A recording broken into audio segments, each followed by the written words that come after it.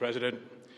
Thank you for your gracious hospitality accorded to me and my delegation today.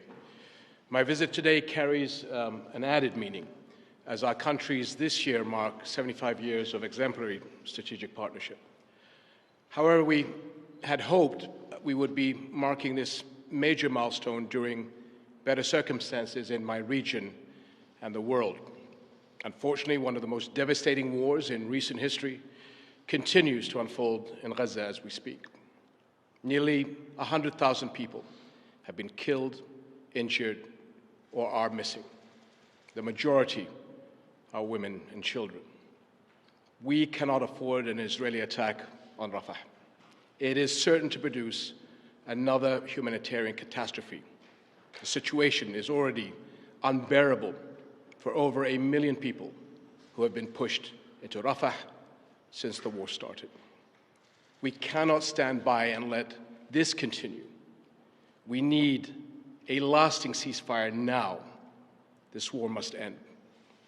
We must urgently and immediately work to ensure the sustainable delivery of sufficient aid to Gaza through all possible entry points and mechanisms. And I thank you, Mr. President, for your support on this. Restrictions on vital relief aid and medical items are leading to inhumane conditions. No other UN agency can do what UNRWA is doing in helping the people of Gaza through this humanitarian catastrophe. Its work in other areas of operation, especially in Jordan, where 2.3 million are registered, is also vital. It is imperative that UNRWA continues to receive the support it needs to carry out its mandate. The potential threat of Palestinian displacement beyond the borders of Gaza and the West Bank is something we view with extreme concern and cannot be allowed. At the same time, we must not ignore the situation in the West Bank and in the holy sites in Jerusalem. Nearly 400 Palestinians have been killed in the West Bank since October 7th, including almost 100 children and over 4,000 injured.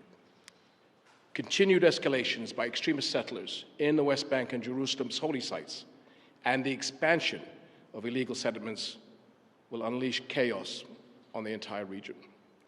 The vast majority of Muslim worshippers are not being allowed to enter Al-Aqsa Mosque. Christian churches have also voiced concerns about increasing and unprecedented restrictions and threats. It is also important to stress that the separation of the West Bank and Gaza cannot be accepted. 7 decades of occupation, death, and destruction have proven beyond any doubt that there can be no peace without a political horizon.